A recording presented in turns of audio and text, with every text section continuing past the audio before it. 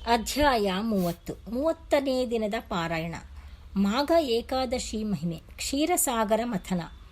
ಎಲೈ ದಿಲೀಪ ಮಹಾರಾಜನೇ, ಅಶ್ವಮೇಧಯಾಗ ಮಾಡಿದವನು, ಮಾಘ ಮಾಸದಲ್ಲಿ ನದಿ ಸ್ನಾನ ಮಾಡುವವನು, ಹಾಗೆಯೇ ಏಕಾದಶಿ ವ್ರತ ಮಾಡಿ ಉಪವಾಸವಿರುವವನು ವೈಕುಂಠ ಪ್ರಾಪ್ತನಾಗುತ್ತಾನೆ. ಇದರಲ್ಲಿ ಯಾವುದೇ ಅನುಮಾನವಿಲ್ಲ. ಏಕಾದಶಿ ವ್ರತ ಮಹಿಮೆಯಿಂದ ಅಂಬರೀಷನು ದುರ್ವಾಸರಿಂದ ಯಾವುದೇ ತೊಂದರೆಗಳನ್ನು ಅನುಭವಿಸದೆ ಮತ್ತೆ ಆ ದುರ್ವಾಸರನ್ನೇ ಆ ಶಕ್ತಿ ಹಿಂಬಾಲಿಸಿ ಆತನ ಗರ್ವವನ್ನು ಅಡಗಿಸಿತು. ನಿನಗೆ ಈ ವಿಷಯ ಗೊತ್ತಿದೆ, ಆದರೂ ನೀನು ಕೇಳಿದೆ, ಆದ್ದರಿಂದ ಮತ್ತೊಂದು ಉದಾಹರಣೆಯನ್ನು ನಿನಗೆ ವಿವರಿಸುತ್ತೇನೆ. ಒಂದು ದಿನ ದೇವತೆಗಳು ರಾಕ್ಷಸರು ಅಮೃತಕ್ಕಾಗಿ ಕ್ಷೀರಸಾಗರವನ್ನು ಕಡೆದರು. ಮಂದರ ಪರ್ವತವನ್ನು ತೆಗೆದುಕೊಂಡು ಬಂದು ಕಡಗೋಲನ್ನಾಗಿ ಮಾಡಿ ವಾಸುಕಿ ಎಂಬ ಸರ್ಪವನ್ನು ಕಡಗೋಲಿನ ಹಗ್ಗವನ್ನಾಗಿ ಮಾಡಿದರು. ಆ ಸರ್ಪವನ್ನು ಮಂದರ ಪರ್ವತಕ್ಕೆ ಸುತ್ತಿದರು. ಸರ್ಪದ ತಲೆಯ ಕಡೆ ಯಾರಿರುತ್ತಾರೆಯೋ ಸಂದೇಹ ಬಂದಾಗ ನಾವಿರುತ್ತೇವೆ ಎಂದು ರಾಕ್ಷಸರು ವಾಸುಕಿಯ ತಲೆಯ ಕಡೆಗೆ ಉಳಿದುಕೊಂಡರು. ದೇವತೆಗಳು ಬಾಲ ಕಡೆಗಿದ್ದರು. ಈ ರೀತಿಯಾಗಿ ದೇವದಾನವರು ಹಾಲ್ಗಡಲನ್ನು ಕಡೆಯುತ್ತಿದ್ದಾಗ ಮೊದಲು ಲಕ್ಷ್ಮೀದೇವಿಯು ಜನಿಸಿದಳು. ವಿಷ್ಣುಮೂರ್ತಿಯು ಮಹಾಲಕ್ಷ್ಮಿಯನ್ನು ತನ್ನ ಪತ್ನಿಯಾಗಿ ಸ್ವೀಕರಿಸಿದನು. ನಂತರ ಉಚ್ಚೈಷ್ಠಮವೆಂಬ ಕುದುರೆ, ಕಾಮಧೇನು, ಕಲ್ಪವೃಕ್ಷ, ಅಮೃತ ಭಾಂಡವು ಆವಿರ್ಭವಿಸಿದವು. ಅವೆಲ್ಲವನ್ನೂ ಜೋಪಾನವಾಗಿಡುವಂತೆ ವಿಷ್ಣುಮೂರ್ತಿ ದೇವೇಂದ್ರನಿಗೆ ಒಪ್ಪಿಸಿದನು. ಮತ್ತೆ ಕ್ಷೀರಸಾಗರವನ್ನು ಕಡೆದರು. ಆದ್ದರಿಂದ ಅಗ್ನಿಯೊಂದಿಗೆ ಸಮಾನವಾದ ಉನ್ನತ ತೇಜಸ್ಸಿನಿಂದ ಕೂಡಿದ ಹಾಲಾಹಲವು ಹೊರಬಂದಿತು. ಅದು ಮಹಾವಿಷ. ಆ ವಿಷಜ್ವಾಲೆ ಎಲ್ಲ ಲೋಕಗಳಿಗೂ ಹರಡಿತು. ಆ ಬೇಗೆಗೆ ಸಕಲವೂ ನಾಶವಾಗುತ್ತಿದೆ. ಆ ವಿಷಾಗ್ನಿಯನ್ನು ನೋಡಿದ ದೇವತೆಗಳು ರಾಕ್ಷಸರು ಕೂಡ ಹೆದರತೊಡಗಿದರು. ಇನ್ನೂ ಸ್ವಲ್ಪ ಹೊತ್ತಿದ್ದರೆ ಅವರೆಲ್ಲರನ್ನೂ ಕೂಡ ಕೊಂದು ಬಿಡಬಲ್ಲವು. ಅವರಿಗೆ ಬೇರೊಂದು ಮಾರ್ಗವಿಲ್ಲ. ಹರಹರ ಮಹಾದೇವ, ವೃಷಭಧ್ವಜ, ಶರಣು ಶರಣು, ನಮ್ಮನ್ನು ಈ ಅಪಾಯದಿಂದ ರಕ್ಷಿಸು ಎಂದು ಈಶ್ವರನನ್ನು ಸ್ತುತಿಸಿದರು. ಶಂಕರನು ದೇವತೆಗಳ ರಾಕ್ಷಸರ ಆರ್ತನಾದವನ್ನು ಕೇಳಿ ಒಂದು ಕ್ಷಣ ಕೂಡ ತಡ ಮಾಡಬಾರದೆಂದು ಗ್ರಹಿಸಿ ತನ್ನ ಬಾಯ್ದೆರೆದು ಆ ಕಾಲಕೂಟ ವಿಷವನ್ನು ನುಂಗಿ ಕಂಠದಲ್ಲಿ ಇಟ್ಟುಕೊಂಡನು. ಕಾಲಕೂಟ ವಿಷದಿಂದ ಶಂಕರನ ಕಂಠ ನೀಲಿಯಾಗಿ ಹೋಯಿತು. ಆದ್ದರಿಂದ ನೀಲಕಂಠ ಎಂಬ ಹೆಸರು ಸಾರ್ಥಕವಾಯಿತು. ಅನಂತರ ಕ್ಷೀರಸಾಗರವನ್ನು ಮತ್ತೆ ಕಡೆದಾಗ ಅಮೃತ ಹುಟ್ಟಿದ್ದರಿಂದ ಹಾಲ್ಗಡಲನ್ನು ಕಡೆಯುವುದನ್ನು ನಿಲ್ಲಿಸಿದರು. ಆ ಅಮೃತ ನಮಗೆ ಬೇಕೆಂದು ದೇವತೆಗಳು, ನಮಗೆ ಬೇಕೆಂದು ರಾಕ್ಷಸರು ವಾದ ಮಾಡಿದರು. ಮಾಯಾವೇಷಧಾರಿಯಾದ ಶ್ರೀಹರಿ ಈ ವಾದವನ್ನು ಗ್ರಹಿಸಿ ಸ್ತ್ರೀರೂಪವನ್ನು ಧರಿಸಿದ. ಆಕೆಯೇ ಮೋಹಿನಿ. ಆಕೆಯ ಅಂದಚಂದಗಳ ಮುಂದೆ ಯಾವ ಸ್ತ್ರೀಯೂ ಸರಿದೂಗಲಾರಳು. ಆ ಜಗನ್ಮೋಹಿನಿ ಅಮೃತಕ್ಕಾಗಿ ಜಗಳವಾಡುತ್ತಿದ್ದ ದೇವದಾನವರ ಮಧ್ಯೆ ಬಂದು, ಓ ಅಮಾಯಕರೇ, ಯಾಕೀ ರಾದ್ಧಾಂತ? ನಿಮ್ಮೆಲ್ಲರಿಗೂ ನಾನು ಸಮಾನವಾಗಿ ಅಮೃತವನ್ನು ಹಂಚುತ್ತೇನೆ.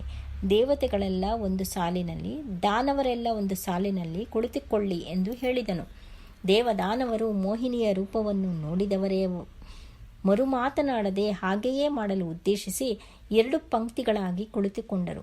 ಜಗನ್ಮೋಹಿನಿಯು ಅಮೃತ ಭಾಂಡವನ್ನು 2 ಮಾಡಿ ಒಂದರಲ್ಲಿ ಸುರಿಯನ್ನು ಮತ್ತೊಂದು ಅಮೃತವನ್ನು ಹಾಕಿ ನರ್ತನ ಮಾಡುತ್ತಾ ವಯ್ಯಾರ ನಡಿಗೆಯಿಂದ ಕಿರುನಗುತ್ತಾ ಅವರನ್ನು ಮುಗ್ಧರನ್ನಾಗಿ ಮಾಡಿ ಅಮೃತವನ್ನು ದೇವತೆಗಳಿಗೂ ಸುರಿಯನ್ನು ರಾಕ್ಷಸರಿಗೂ ಗುರುತು ಗೊತ್ತಾಗದಂತೆ ಹಂಚುತ್ತಿದ್ದಾಗ ಈ ಮಾಯೆಯನ್ನು ಅರಿತ ರಾಹುಕೇತು ಎಂಬ 2 ರಾಕ್ಷಸರು ಯುಕ್ತಿಯಿಂದ ಮಾರುವೇಷದಿಂದ ದೇವತೆಗಳ ಪಂಕ್ತಿಯಲ್ಲಿ ಕುಳಿತು ಅಮೃತವನ್ನು ಕುಡಿದರು.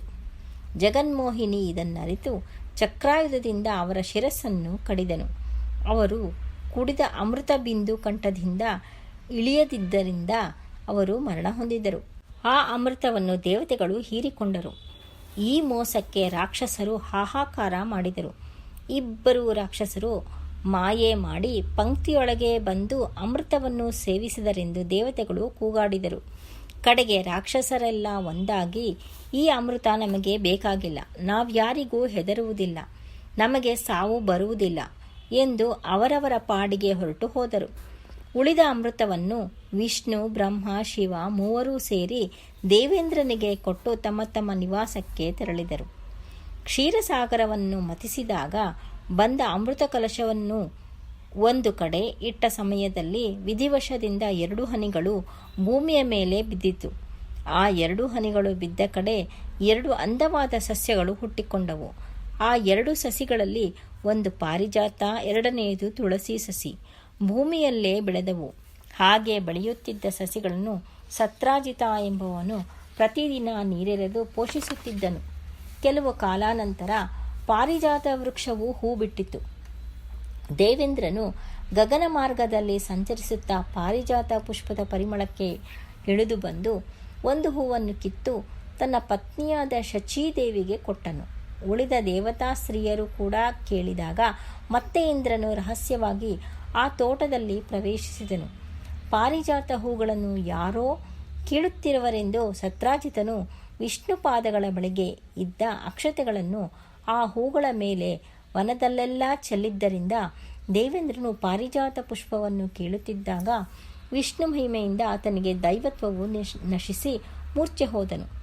ದೇವತೆಗಳು ಈ ಸುದ್ದಿ ಕೇಳಿ ನಾರದರನ್ನು ಬೇಡಾಡಿದಾಗ ಎಲ್ಲರೂ ಕೃಷ್ಣನ ಬಳಿಗೆ ಹೋಗಿ ಕೇಳಿದಾಗ ಕೃಷ್ಣನು ಸತ್ರಾಜಿತನ ಬಳಿಗೆ ಹೊರಟನು.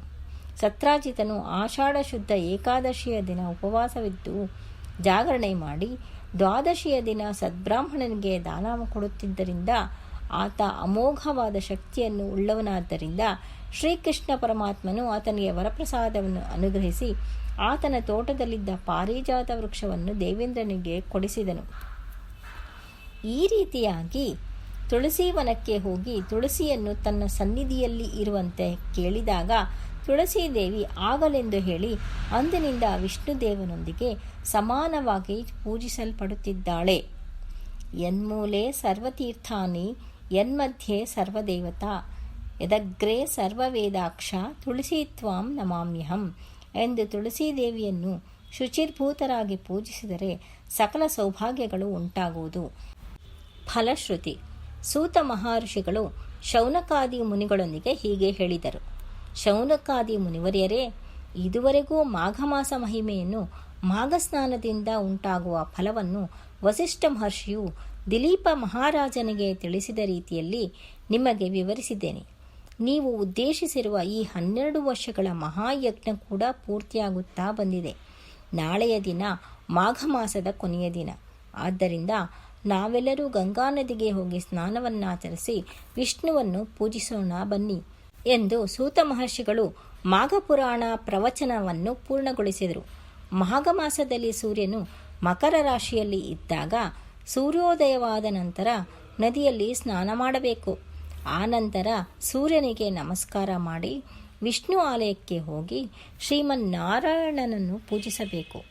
ಮಾಘ ಮಾಸದ 1 ತಿಂಗಳ ಕಾಲ ಈ ರೀತಿಯಾಗಿ ಆಚರಣೆ ಮಾಡಿದರೆ ಸಕಲೈಶ್ವರ್ಯಗಳು, ಪುತ್ರ ಪೌತ್ರಾದಿಗಳು ಅಭಿವೃದ್ಧಿ ಉಂಟಾಗಿ ಜನ್ಮಾಂತರದಲ್ಲಿ ವೈಕುಂಠ ಪ್ರಾಪ್ತಿಯಾಗುತ್ತದೆ. ಪದ್ಮಪುರಾಣದ ಮಾಘಪುರಾಣದ 30ನೇ ಅಧ್ಯಾಯವು ಸಮಾಪ್ತವು.